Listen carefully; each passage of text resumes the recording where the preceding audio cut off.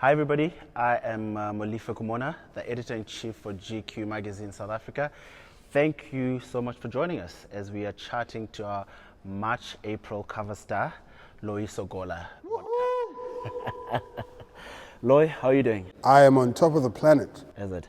So exactly, well I won't say exactly. So over 2 months ago or so, you were here recording your Netflix special Unlearning. So two things.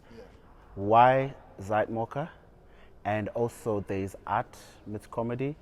I think like the special is communicating like some really grand idea, which is what art is really. You're using whatever frame to whatever method to communicate a grand idea. So if you read up on a piece, you know, there's like person will tell you, oh, this is what. So I think the special kind of fits into that because it really is like I think I'm really trying to communicate some ideas that some grappling with in the first place. So I would consider this special a piece of art. Is it? Yeah, definitely. Cool. Inspired by your mom. Inspired, yeah. Take us through that. I think like a lot of my mom is my closest experience of that group of people, the generation. But I think what I'm really trying to discuss is their input in our lives. For instance, when Seth Langley in the story. Yes. Is he a real person? It's not a real person. Oh, okay. It's not a real person. I literally thought it was a real person. No, it's not a real. I had two friends in high school. When I first went to school with I've never explained this ever, but two white people that I really two guys. One was Seth Talanis and Nicholas Langley. But they were the first white people I've ever encountered. I was like 12, 13, 11, 12. So it was like I'd never, so when I talk about those things, so what I'm saying is they represent my experiences with white folks. Those stories don't necessarily pertain to them, right? It's art. You know, the thing about people always like, yo, are those real people? They don't have to be real people. It's art. You can't limit yourself with art. It can go wherever, you know. So they're the two people. Can you mention the people's names? Because they're gonna be like, No. If they won't be pissed. No. If they're not pissed. No. I don't think they'll be up. But Okay. Another question. Did the shit really blow up? we did blow up poop, but it wasn't to the extent that I describe on For those who don't know what we're talking about, the special is on Netflix, so you can watch it. Yeah. We did blow up poop. We did blow up poop. We were crazy. I mean, it's if you're a kid and your brain is always trying to explore, and sometimes it's dangerous, sometimes it's bizarre, sometimes it's absurd, but all the time you're just trying to really figure things out. Is it? Yeah. So we were speaking earlier, and you said that being on the cover of GQ is like bucket list stuff. Are you kidding? Why is that? And also, what are the other 3 things on your bucket list that you definitely want to do? A Netflix special is definitely bucket list stuff. One of the things on my bucket list is to host like an award ceremony. It could be anything. It's just like it could be like, but it's like I just love writing material pertaining to the evening and to the people in the room, and actually just being able to point them out, like boom, boom, boom, boom, boom, boom, you know. That for me is like an exciting thing. So that's on my bucket list, but like something like grand, like ESPN Awards or the Grammys or the Oscars, something like that. That's, for me, is on my bucket list. And I was just thinking, so different people say their comedy comes from different places. Yeah. Where did your comedy come from? And when did you realize you're actually funny and you could do this for a living?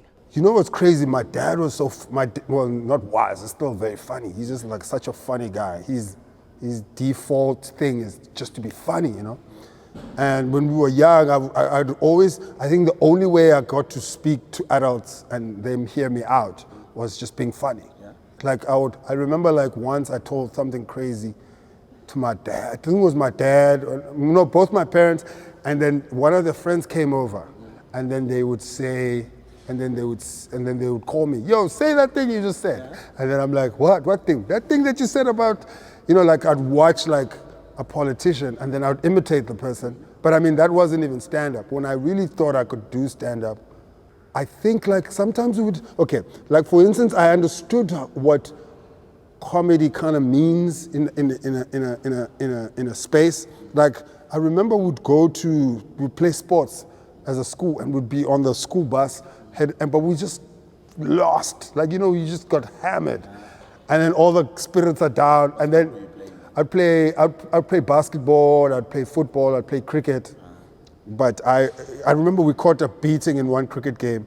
And I remember like feeling like this responsibility to lift everyone's spirit. Yeah. I made, like there was another friend of mine, I was our opening bowler. In his second over, he got hit for 5 sixes. Yeah. So I had to be like, listen, brother, like you killed us. Second over. And everyone just killed, that's what everyone was thinking. So I understood, I think like at a very young age, I kind of knew the mechanics of that. But then, when you start doing stand-up, it's a totally different thing. Yeah. Because stand-up is it's discipline. So a lot of people are funny. Yeah. But to be funny in stand-up, you have to understand why this thing is funny and then be able to do it again and again and again and again and again. It's not about like, so you could be funny now, but if I say, yo, take that and do it in front of 30 people, it's a different thing. So a guy who's funny in a social space, like, so comedians are more observant in a social space and then be funny on stage, right? But then people who are not comics are generally like, and then you're like, all of that, you couldn't replicate. You couldn't do this 7 times the exact same way. That's what stand-up is. It's a very thought out discipline. Is it? So your show was sold out here at Zyboka, and sir. most of your shows are always sold out. What do you think is the formula? Is there a formula? Do you ever wonder what it is that you're getting right, and for you to be still this successful after all these years? I've been doing stand-up for 20 years. I started when I was 17. 17 years old. I'm 37 right now. And the one thing that I've really always maintained is like, I just have to be honest to myself. So I talk about what I think is going to be funny. I talk about what I find funny. So you could know about like, people know what people are going to find funny, right? But I've got these peculiar ideas. How do I convert them and make them accessible to an ordinary human being? Steve Jobs say, if it needs PowerPoint, then the person doesn't know what they're talking about. Okay. So for me, it's like communicating such a crazy idea of unlearning to the point where everyone just needs to get it. Like, yo, do you get what I'm trying to say? You know what I mean? I forgot what the question was, but I think I've answered it. No, you have. Because I'm dope. And speaking of unlearning, right? Yeah. You spoke about there are a couple of things that you still need to unlearn. So as a 37-year-old man, I'm also 37. So what are the 5 things, if we can put it down to a number, that you have had to unlearn continuously? Like literally, you probably found out when you're 30 and you literally have to unlearn. I think probably the most glaring one for me is like music. Mm-hmm. I think like what generally happens is that people get to a stage in their lives and they kind of conclude this is the dope music of the time, like, right? And you're like kind of stuck in that. So then then music is an ever evolving thing. And so I have had to learn to be like, oh, instead of going, oh, that sucks. Yeah. I have to go, oh no, the instrumentation and the vibe, there's going to be more bass. I have to like unlearn the old stuff and be like, oh, this is sort of how the rap. Yeah, it's the hardest thing. It's the hardest thing. Especially with hip hop, at least for me, it's so hard. It's hard. It's like, obviously the music is not for you. It's not for your palate. And the people who are listening to the music now are going to find it hard to listen to what you will, or what their kids are going to be into. That's actually true. They just, so it's just that. And as soon as I didn't get the rap, I was like, oh, I'm old. You know, when you're like, oh man, I'm not like. You're yours truly, and just like, okay, yeah, you know what, like, what's going on here? Yeah, I get it. Yeah. I remember when I heard that Mo Mamba song. I don't know. There's a song. I don't know who does the song.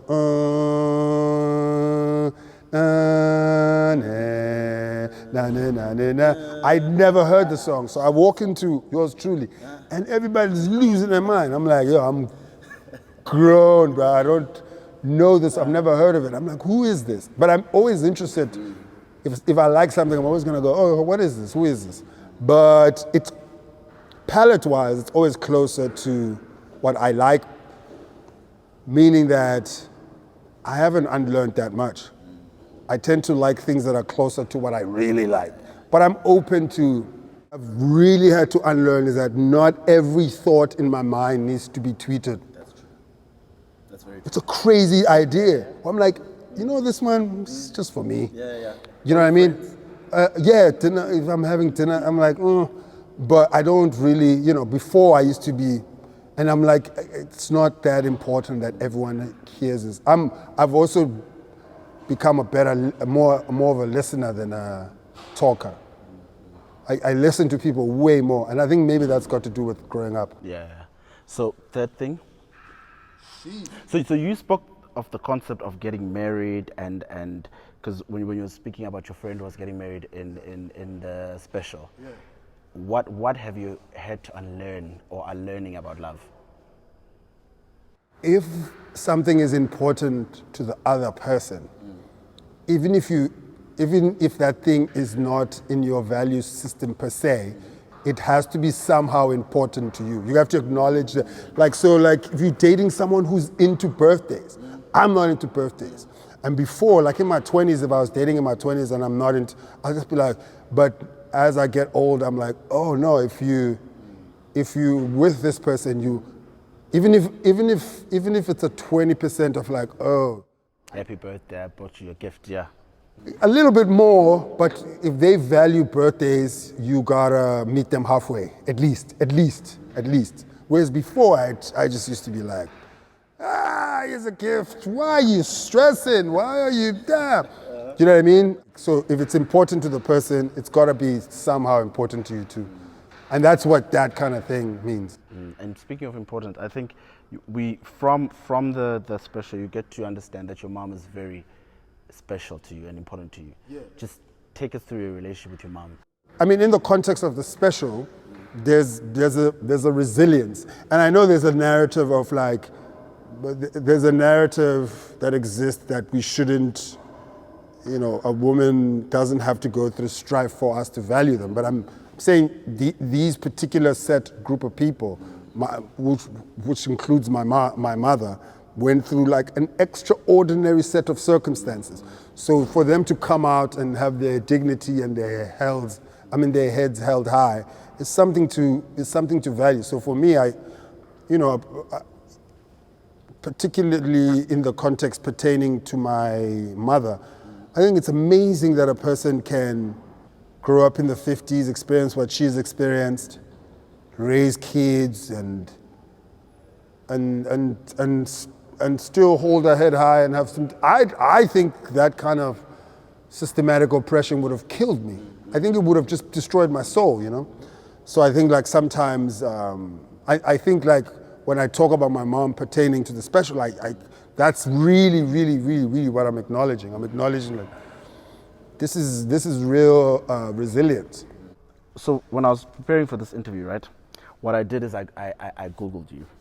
So there's like 1, 2, 3, 4, 5, 6, 7, 8. So things that people search about you on Google. So the first thing is, so I want you to answer them. Loyiso Gola, Netflix. I think I think they're looking for a special because I had a video that went viral in Britain. 30 million views. So I think people were like, I need to find this guy special. So I think that's what it means. Loyiso Gola full show. Oh, it could be pertaining to that as well because it's a 2-minute clip. It's like I think it's like a 7-minute clip, 30 million people. So maybe they want a full version of the thing. The next one, Loyiso Gola wife. Loyiso Gola no wife. I don't have a wife. In Xhosa to a nanja nakat, which means I have no dog, no cat. So, Loyiso Gola net worth. 4,000. My net worth is 4,000 pounds. Loyiso Gola. That's my brother, comedian, very funny guy. He also directs commercials. Yeah. Very funny guy. QI Loyiso Gola. I did an episode of QI in Britain. Have you seen the show, QI? It's one of my favorite shows to watch. And when I was on it, it was bucket list stuff. So I was like, oh man, awesome. So it's like when I was on QI, I was like, oh my God, I can't believe I'm on QI. Like the whole time, I had such difficulty participating in the show because I was like, oh my God, it was awesome. But how do you, thinking of that, how do you handle it when you're in spaces where, like, let's say people have come to watch your comedy, or because you've traveled a lot and you've met a lot of people, like people who are prominent. How do you handle it when you are in a space and this is like someone you really like, or? Oh, I don't really listen. There's probably one person that I've ever sort of like bothered. There's two people, and I really value these people. I think the one person said no to me when I asked them for a picture. You know Pharoah Monch, the rapper? Simon Says, Pharoah Monch. I'm a big Pharoah Monch fan. I used to, like from Stress, Extinction, what was that Organized Confusion first album? It's a group called Organized Confusion from New York with Prince Poe and Pharoah Monch, which I really liked and Pharoah Monch did a show in Soweto, and I went and I asked him for a picture, and he was like, nah, and I was like, okay. But I still rate him. I didn't get offended. I just, those are and the second was Thierry Henry. Those are the only two people I've really, and Black Thought from The Roots. And I really like, I think everyone else, I'm just like, if I saw Tom Cruise, I'd be like, I will feel like I'm bothering him. But I think going forward, I won't ask for a picture.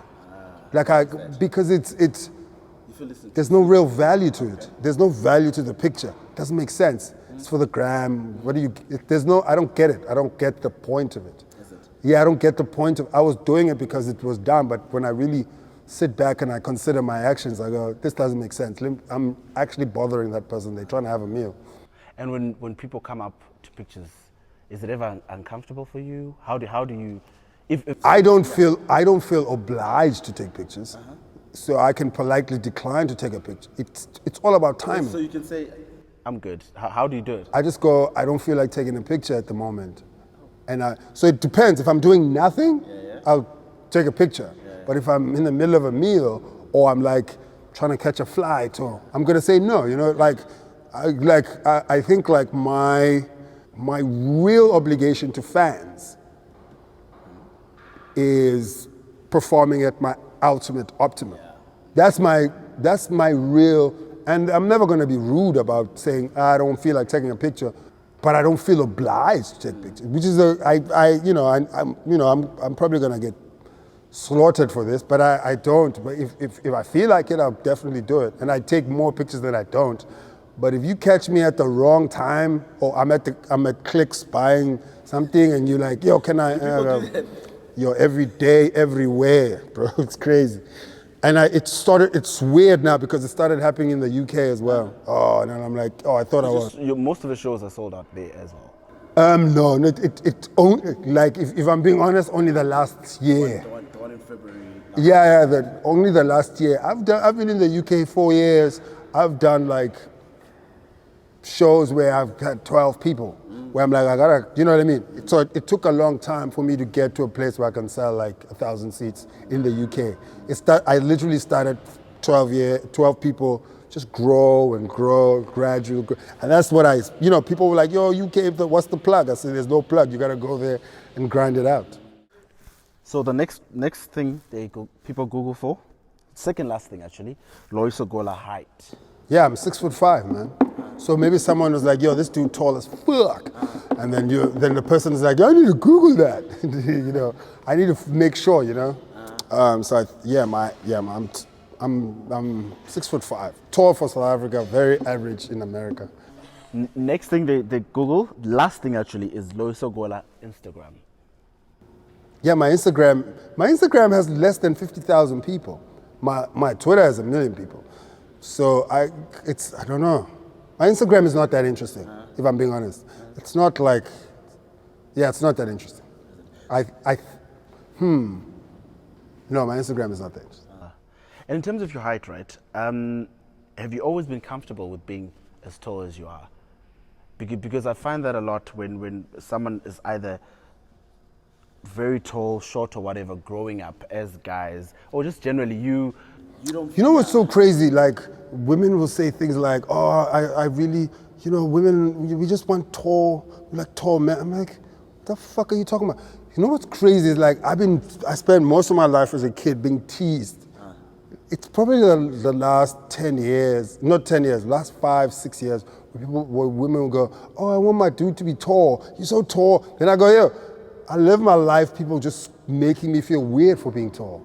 And so for me, what was interesting is like what people are attracted to as time moves. Yes. Like, no, who gave a fuck about a connecting beard 12 years ago?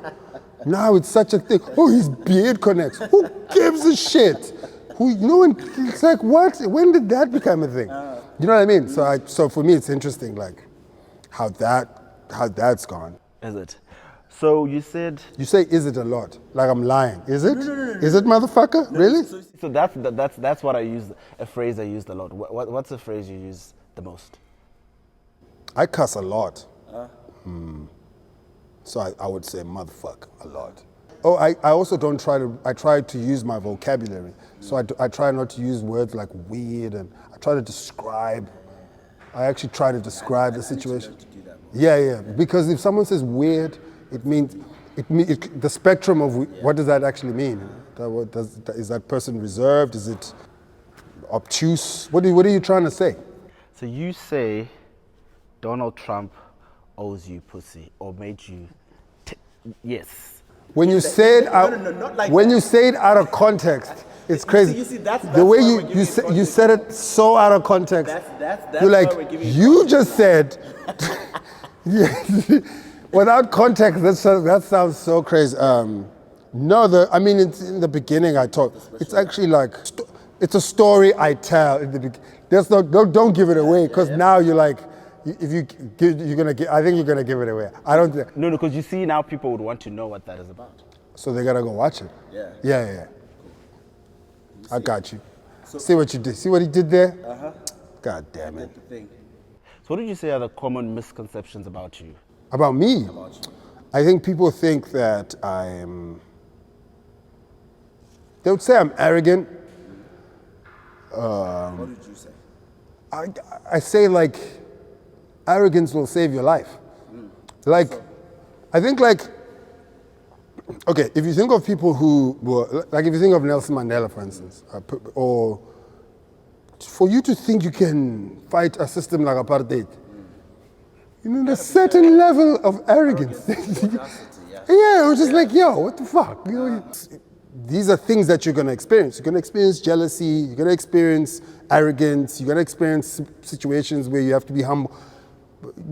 I don't think that has to be your default. You're gonna go through these all the time. It's how you navigate the thing, Like there's certain situations that don't require your arrogance. Sometimes the situations that don't require you to, you know what I mean? It's just how you navigate the thing. So a lot of people think they'll probably say I'm arrogant, and then I would say, you're probably right. Also, they think I'm a hard worker. Oh, there's nothing further from the truth. I'm the laziest fucking person ever. They'll be like, yo, that guy works hard. Really? Me? Shut up. There's no way I am a hard worker. There's no way. Like, I can categorically, confidently tell you that I'm not. Like, I try to do as least amount of working as possible. Is it? Yeah. Wow. Yeah. Because we look outside and we think you. No. They're like, oh, that guy's, no. Are you crazy? I like my time. So what do you do with that time? Chill, sleep? I try to do as little as possible. And it's like I try to do as little as possible because me and a friend of mine, we were discussing this idea that back in the day, there were people who were thinkers of society. And they did nothing but think.